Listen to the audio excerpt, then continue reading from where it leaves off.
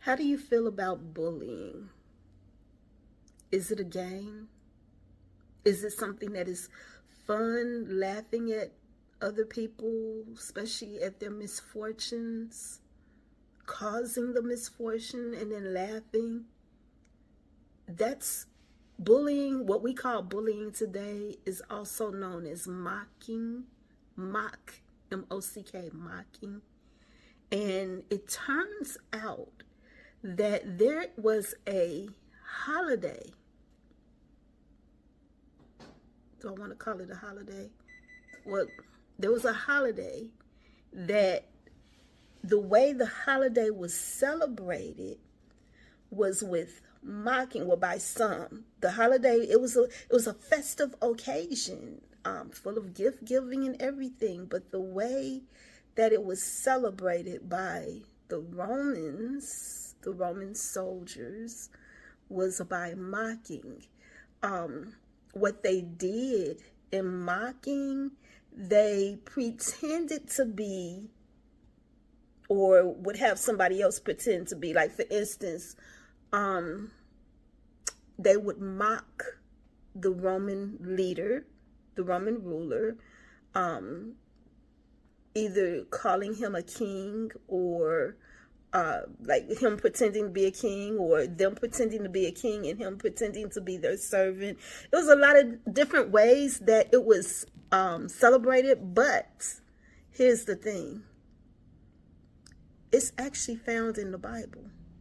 And I stumbled across it today unwittingly. Like, I had heard of Saturnalia before, but I never really dug into it and never had like a desire to.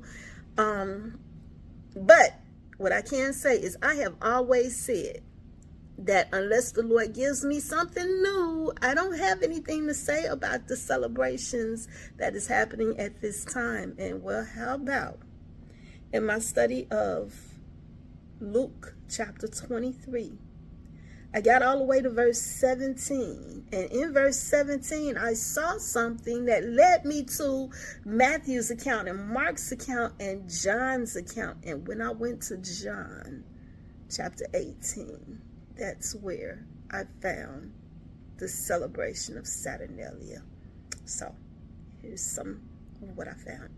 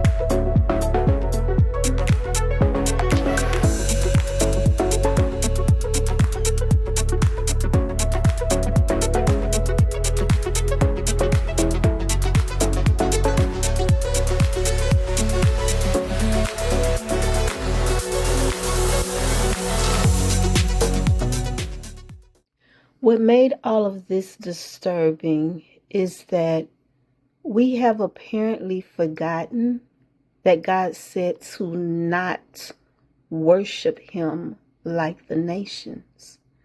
And we have incorporated in our worship of God practices that stem way back, things that the nations have done, and we've changed names and we've made things okay. You know, we justify it by saying that, you know, times change, meaning has changed, but yet God said, I have not changed.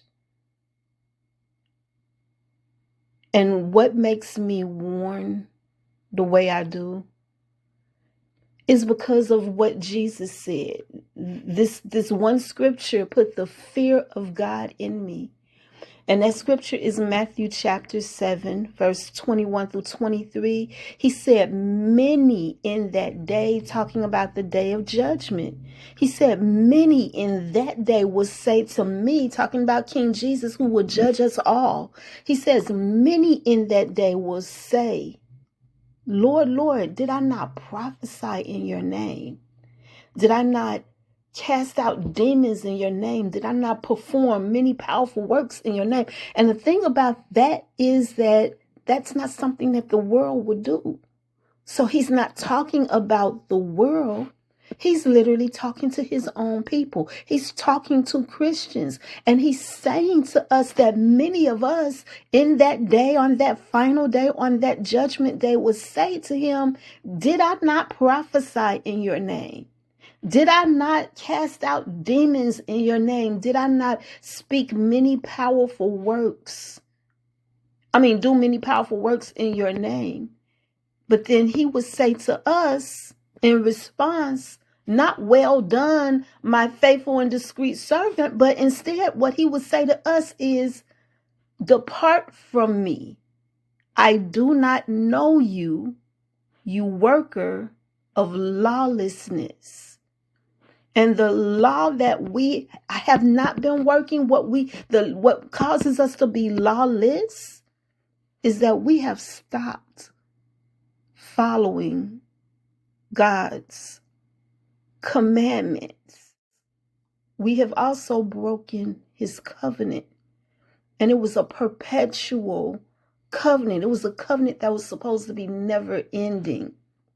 He said it was to serve as a sign between us and him, to remind us that God is the one who sanctifies us. And that covenant that we have all broken is the Sabbath. So yeah, this thing has been very disturbing for me. And as I am learning more, I share. But I share not to purposely offend anyone. I share because of the love of Christ that commands and demands that I love my neighbor as myself.